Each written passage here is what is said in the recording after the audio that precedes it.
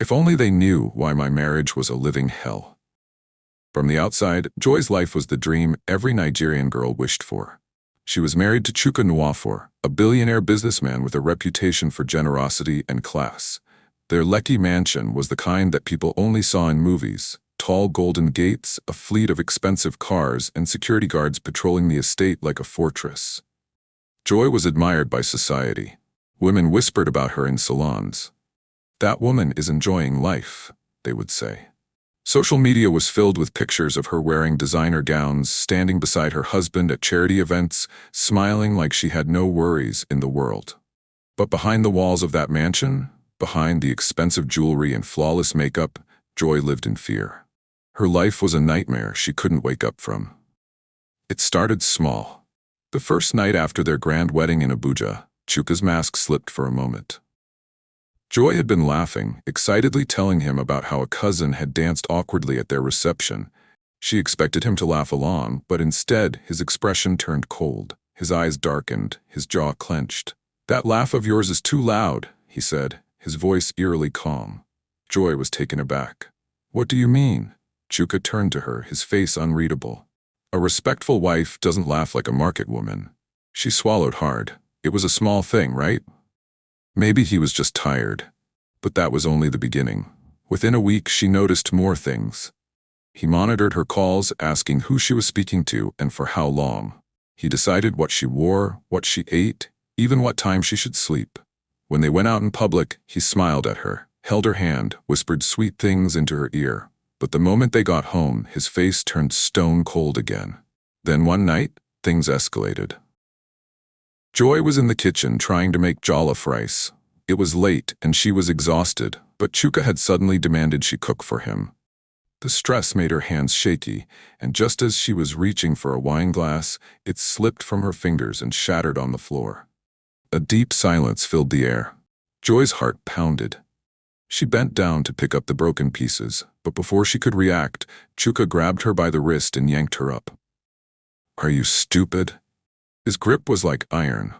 I didn't mean to," she stammered, fear rushing through her veins. His grip tightened. His eyes were filled with something dark, something terrifying. "You're my wife, Joy, and in this house, there are no mistakes." Then, with the back of his hand, he struck her across the face. The force sent her crashing to the ground. Her head hit the kitchen counter, and for a moment, everything blurred. She heard ringing in her ears. The pain burned, but what scared her more was the realization this man had no mercy. Chuka stepped back, took a deep breath, and straightened his shirt. "Clean this mess up," he said, walking away as if nothing had happened. Joy lay there, tears spilling from her eyes. She wanted to scream, to run, to call for help. But who would believe her? To the world, Chuka was the perfect husband. And she? She was just a prisoner in a golden cage. Joy knew she couldn't continue like this. But the moment she thought about leaving, the fear of what Chuka could do to her made her stay. Then, one evening, she found something that made her blood run cold. She had been searching for her missing earring in Chuka's wardrobe when her fingers brushed against something hidden beneath his shirts. Curious, she pulled it out, a small black diary. She opened it. The first few pages had harmless notes, business figures, meeting dates. But as she flipped further, she stumbled upon something chilling. Names. Each name had a date written beside it. Some were crossed out. She saw a name she recognized, Amaka Uzo. That was the name of Chuka's first wife. Next to her name, the date read, November 14th, 2019. Joy's stomach twisted. That was the day Amaka had gone missing. She flipped the pages with trembling hands. More names, more dates. She didn't understand what they meant at first. Then she noticed something even worse. There was one more name at the bottom of the list. Her name, Joy Nwafor. Next to it, a date was written, March 28th, 2025. Joy's breath caught in her throat. That was only 2 weeks away. Her body turned ice cold. She was next. Joy knew she had to escape, but she had to be smart. Chuka was dangerous. If he suspected anything, she would be dead before she could step out of the gate. For days, she pretended nothing had changed. She smiled at him, laughed at his jokes, and played the role of the perfect wife. Meanwhile, she gathered evidence, secretly recording his phone calls, taking pictures of the diary. She hid her passport and some cash inside a small handbag. But just as she was finalizing her escape plan, Chuka caught her. It was a Saturday night. She was in their bedroom, slipping her phone into her bag, when she felt a presence behind her. She turned. Chuka was standing at the door, watching her. "Where do you think you're going?" Joy's heart slammed against her chest. "Nowhere. I was just—" He took a step closer. "Do you think I'm stupid, Joy?" His voice was dangerously low. She opened her mouth to respond, but before she could, he lunged at her. A violent struggle broke out. Chuka grabbed her by the throat, slamming her against the wall. Joy gasped for air, kicking, scratching. Using every ounce of strength, she reached for a lamp on the bedside table and smashed it over his head.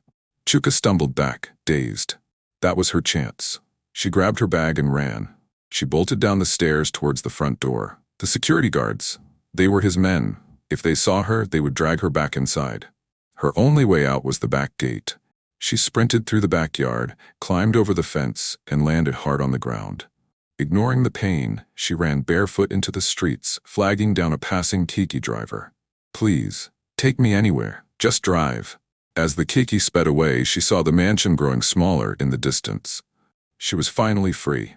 The next morning, the headlines were everywhere. Billionaire Chuka Nwafor arrested. Secret crimes exposed. Joy had sent the evidence to a journalist before she escaped. Chuka's empire came crashing down overnight. For years, people had admired her life. They had envied her wealth, her mansion, her husband.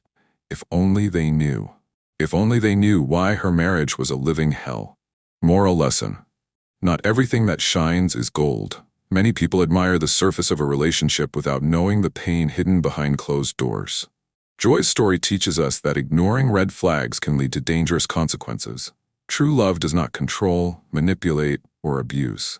If you ever find yourself in a toxic situation, seek help before it's too late. What mistakes do you think Joy made in this relationship? Should she have left earlier? What would you have done in her situation? Let us know in the comments. If you enjoyed this story, don't forget to like, share, and subscribe to this channel for more suspenseful and eye-opening stories. Turn on the notification bell so you never miss an update. Please subscribe now.